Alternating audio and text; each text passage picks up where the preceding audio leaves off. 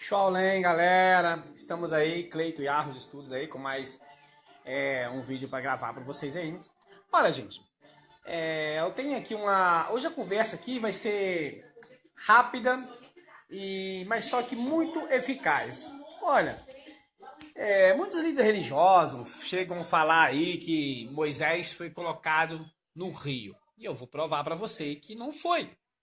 Mesmo tendo no livros que falam aí que ele foi colocado no rio. Mas olha só, gente, não foi não. Sabe por quê? Vamos analisarmos o texto. Primeiramente, a gente vê que a escritura fala que Moisés foi colocado num texto, num cesto. E esse cesto foi revestido ali com um produto, correto? Foi revestido. E lá está bem claro que esse cesto foi deixado à margem do rio. Preste atenção, tá? Preste atenção porque a gente vê os filmes mostrando aí o Moisés, a água levando um cesto. A gente vê pastores e padres pregando que Moisés foi no cesto, lá embaixo alguém encontrou. Não é assim que está escrito na Bíblia. Beleza, meu amigo? Tudo bem. Haroldo Alves aí, Adilson Inácio, Adriano Fernandes está conosco aí. Então, gente, vamos lá. Olha, como que pode ele ser colocado no rio se ele não está no rio? Vamos completar mais ainda? Olha só. A escritura fala que ele foi colocado num cesto. Depois de ser colocado num cesto, a gente vê que tem uma pessoa vigiando ele de longe, tá?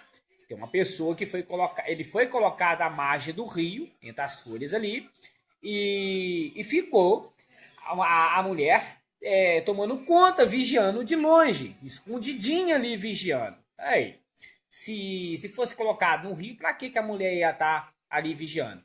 No rio, assim que você coloca algo no rio, o cesto desce, tá? E outra coisa, tá bem claro no texto que quando coloca a margem do rio, rapidamente as empregadas, serviçais da rainha lá, da princesa lá, que ela toma banho, chega e vê a criança. Então elas foram para se banhar, elas foram para fazer algo na beirada do rio e achou o cesto, correto? Então esse texto nos leva a que Moisés não foi colocado dentro do rio, ele foi colocado à margem do rio, ali perto das folhagens. Você não vê quando você vai no rio, fica ali umas brequiaras, essas coisas assim? Então lá tinha um tipo de folha também, foi colocado ali na beirada do rio, tá? A pessoa ficou de longe vigiando, tá? E vendo tudo. Por isso que quando ela volta lá e fala, olha, quem pegou o menino foi a mulher assim, sim, a tal, a princesa tal, a criança tá no tal lugar. Então, é muito simples o cesto. Como é que pode, cara, fazer uma complexidade invertida tremenda, mostrar filme que mostra um Moisés descendo o rio abaixo, dentro de um cesto. Primeiro, se tivesse no rio descendo, dificilmente as mulheres iriam achá-lo, porque ia passar direto, a correnteza ia levar direto, não ia saber que teria uma criança bem ali. Não tem isso, tá bom? Isso aí, gente, ó, eles completaram iludindo, porque vemos a história aí de Hércules, que enquanto estava descendo matou uma criança, né? Vemos a história de Perseus do mesmo jeito, e quis completar também com a historinha de Moisés fazer parecido. Então eu imagino que seja isso, com certeza, tá? Porque não tem nada disso. Se você olhar na escritura, tá bem claro lá que Moisés foi colocado à margem do rio, dentro do cesto, tá? E a mulher ficou vigiando ele de longe. E não só ficou vigiando ele de longe, que também presenciou até nos momentos que foi achado e etc, tá? E foi lá falar para a mãe atual. Então, gente, tá aí mais um estudo para vocês. Dê uma olhada lá tremenda lá, que nós estamos aí para desbancar as mentiras que é contada nas igrejas, tá? A gente vê o texto de um jeito e as pessoas de outro. E outra coisa também, vamos desbancar mais um mito? Vamos lá. Elias foi levado numa carruagem de fogo e etc. Não, não tem isso também escrito lá.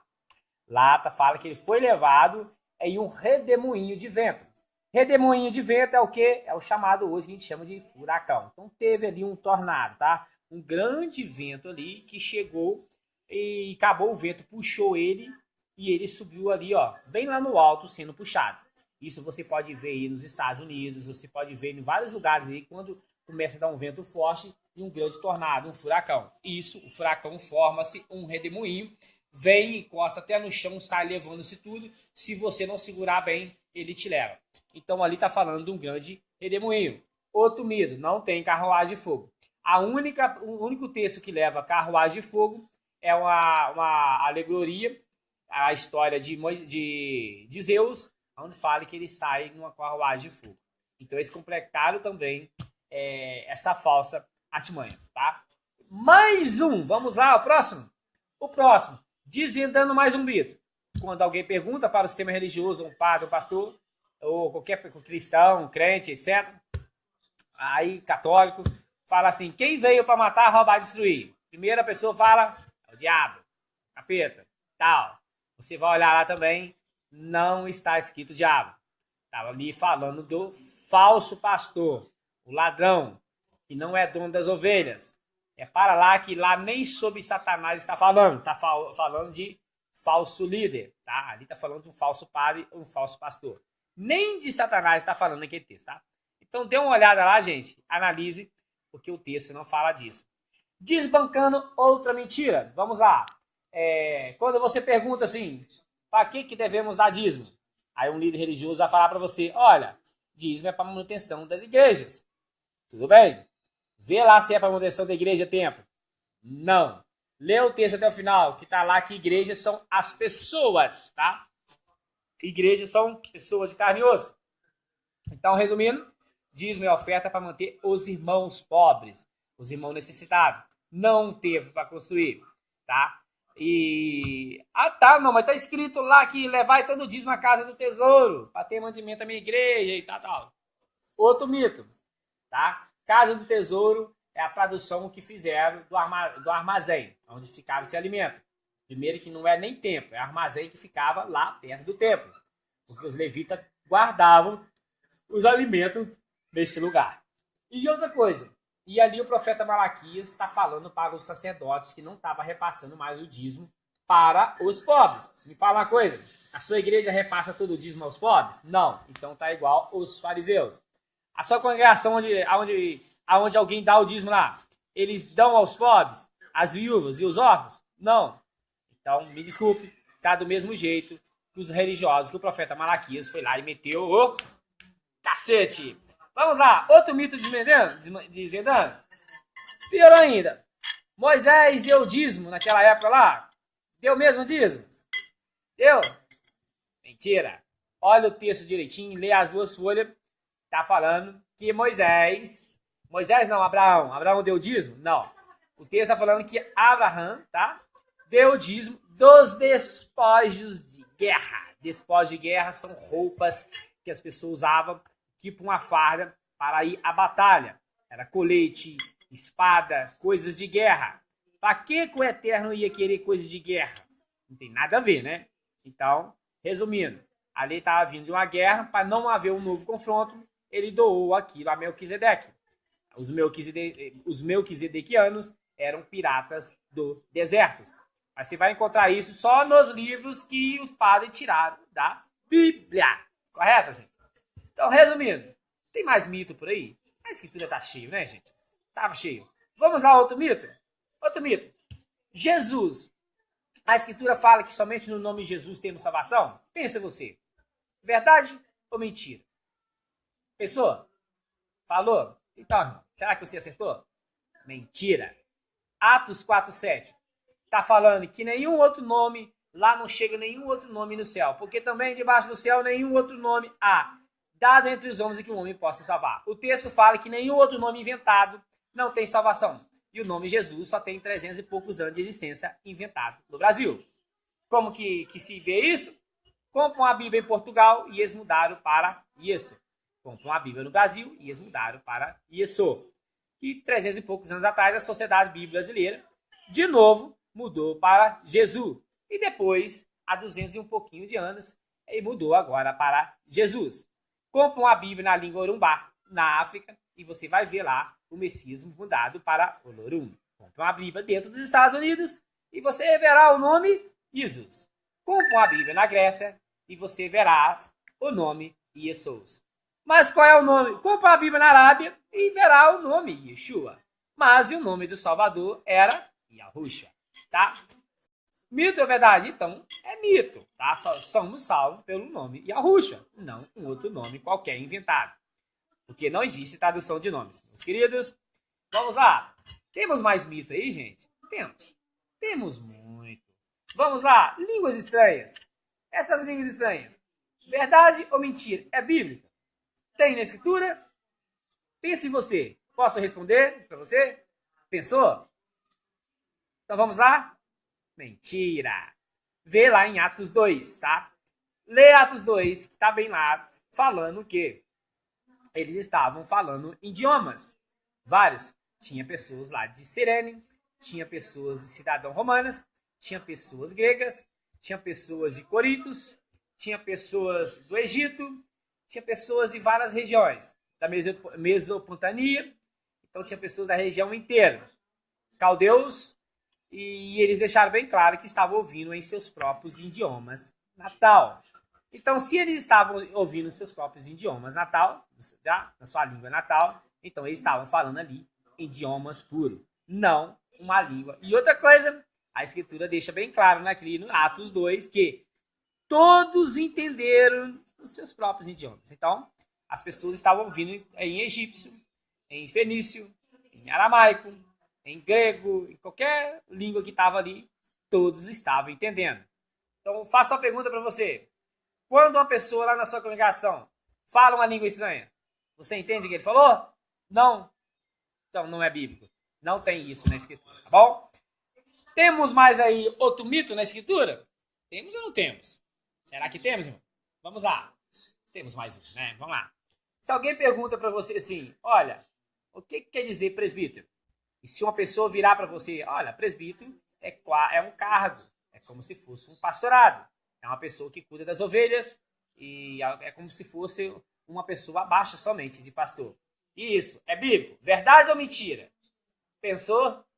Pensou aí, garoto? Minha irmã? Já vou responder. Mentira. Por quê? Presbítero é uma palavra grega que chegou ao Brasil. Tá? Essa palavra grega, antes de chegar no grego, ela era escrita em hebraico. E os seus significados dava-se a origem de um cidadão ou uma cidadã que fosse muitíssimo velha, de cabelos brancos. Então, o nome presbítero era simplesmente uma pessoa muito idosa que já tinha os cabelos brancos, que os gregos mudou para outro sentido. Então, o texto, aonde você vê o texto, respeitar os presbíteros e presbíteras, o texto só está falando para respeitar os idosos, as pessoas mais velhas. Então, não tem nada a ver com cargo. Isso aí é outro mito inventado de uma inventação, de outra inventação. Tá bom, gente? Então, ó, Shaolin aí, Cleiton Arros Estudos, trazendo para vocês aí mais um mito aí desbancado pelo sistema religioso. Para terminar, vamos deixar aqui a gota d'água. Vamos lá? Você que é um católico e você que é um crente, qualquer um, você já foi batizado? Para e pensa. O seu batismo é válido? O seu batismo é o batismo falado na Escritura? Então vamos ver agora se você foi batizado. Vamos analisar o texto se você foi realmente batizado. Vou fazer um exemplo. O que eu posso usar para ver se você foi... Bom, vamos pegar duas canetas, fica melhor. Né? Aqui, ó. Pronto. Aqui vamos ver que fica fácil entendermos aqui. Usando apenas duas canetas também dá. Eu posso usar, por exemplo, um tomate e uma laranja. Fica opcional. Tá? Vamos lá. O nosso Salvador falou assim, ó. Ide pro campo afora. E batizando a todos. No nome do Pai, no nome do Filho. Espírito Santo ele não falou porque o termo Espírito Santo só veio a ver no Concílio de Nicéia. 325 anos depois de Cristo. Depois do Salvador ali. Antes não tinha ainda o entendimento de Espírito Santo. Tinha Ruha, tá? Que era entendimento. Olha só, gente. Quando ele fala, batizando a todos no nome do Pai, ó. Eu faço a pergunta para você. Pai é nome? Pai é nome? Vamos lá? Bem-vindo ao Paulo aí conosco. Se quiser entrar ao vivo aí, ele está convidado, tá bom, meu querido? Olha só, gente, quando ele falou batizar no nome do Pai, você tem que conhecer o nome do Pai. Quando ele fala para batizar no nome do Filho, aqui é o Filho, você tem que entender e saber o nome do Filho. Por quê? Ele não mandou você repetir somente as palavras. Se você é emergido numa água e a pessoa só vira para você e fala assim, olha, eu te batizo no nome do Pai, do Filho e do Espírito Santo. Você está só repetindo as palavras dele. Ele não mandou você repetir as palavras que ele estava falando, mas sim cumprir as palavras. Então, para você batizar no nome do Pai, no nome do Filho e no nome do Espírito Santo, você tem que pesquisar primeiro qual é o nome do Pai e o nome do Filho e falar o nome do Pai e o nome do Filho. Se você batiza e não fala o nome do Pai e o nome do Filho, você não se batizou. Então, não foi introduzido o nome do Pai. Então, já sabemos, ó, qual é o nome do Pai? Muitas pessoas falam que é Jeová, fala que é Javé, fala que é Yavé, fala que é Yahweh, fala que é Alá, fala que é várias coisas, né? E mesma coisa. Qual é o nome do filho? Tem pessoas que falam que é Yesu, Jesus, Isus, Olorum na África, Isusa na Rússia. Fala que é Yeshuxitu numa região, Krishna em outra. Em cada lugar eles dão um nome. Mas nós não podemos ver em cada lugar um nome, porque não existe tradução de nomes. Isso foi um erro no passado e os países já reconheceram.